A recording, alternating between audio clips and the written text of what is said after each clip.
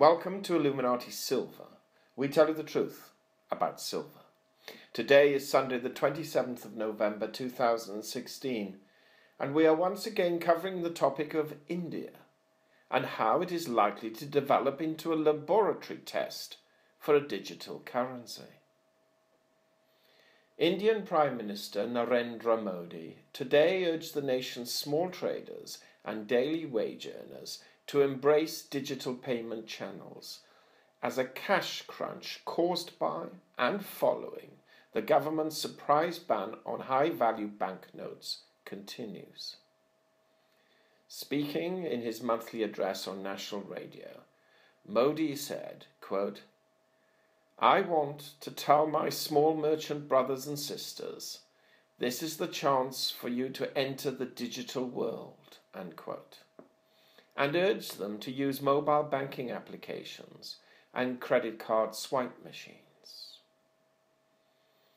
He also added, quote, "It's correct that a 100% cashless society is not possible. But why don't we make a beginning for a less cash society in India?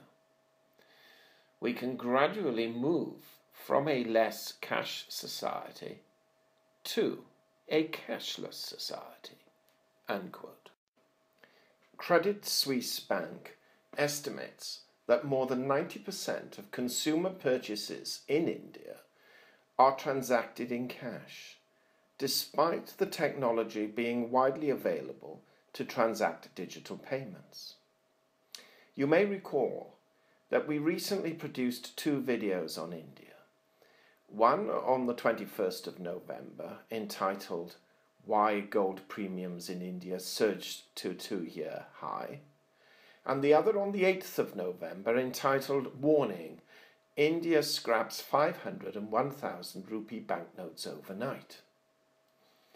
Between them, highlighting that India's Prime Minister Modi demonetized what is now estimated to be approximately 86 to 90% of rupees in circulation by demanding that 500 and 1,000 rupee notes had either to be converted into a bank account or into smaller currency notes, and citizens had until the 31st of December to do so, after which these notes will have no redemption value whatsoever.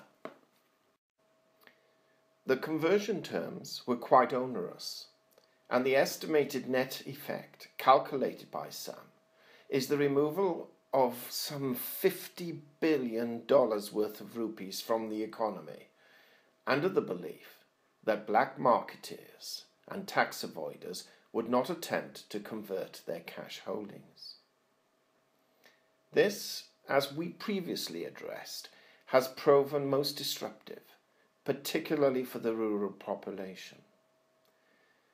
Removing everyday money is likely to cause India's economy to face a short-term slump, which government economists will probably counter by reflating, in other words, by increasing the quantity of money available.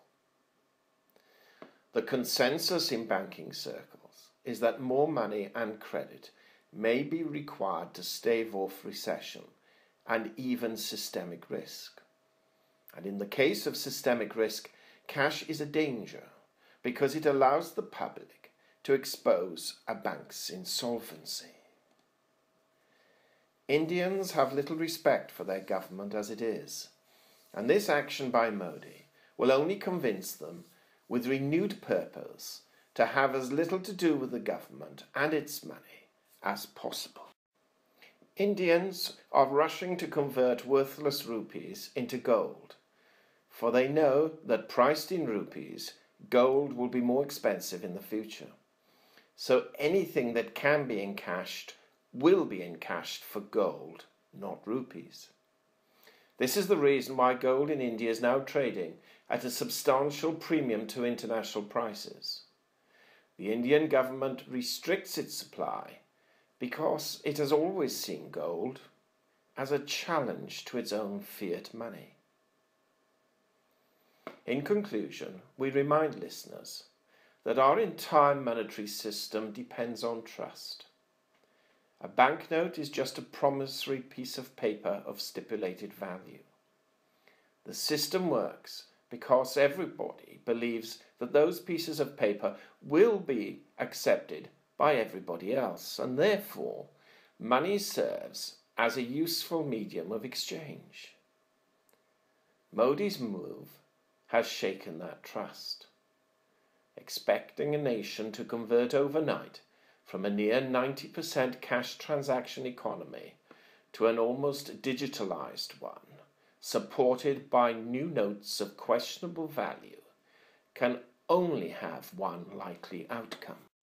We can expect turmoil in India and the ever-increasing smuggling of gold, which will ultimately require the state to intervene, probably with an iron fist. We foresee tough times ahead while Modi is in power, and rather than gradually encourage people to move towards digital payments as is being achieved in the West, this heavy-handed approach will instill a reaction, and quite possibly a violent one. Having said that, of course, we have no doubt that other governments and central bankers are looking at India very closely and with interest, as it has now become a laboratory test for others to observe and possibly one day follow. We hope you have found this video interesting and informative, and if so, please give it a thumb up and share it on Twitter. Also, kindly visit our website at illuminatisilver.com, and if you haven't already done so, please subscribe as a free member for regular email updates and offers. Our Facebook page, which is updated daily, can be found at facebook.com/illuminatisilver. Disclaimer. Illuminati silver owners come from a background of banking, international wealth management and economics. Having now retired from these worlds, we are not qualified to give investment advice. Therefore, this and other productions must not be deemed to be giving such advice and merely represent the personal views of its owners.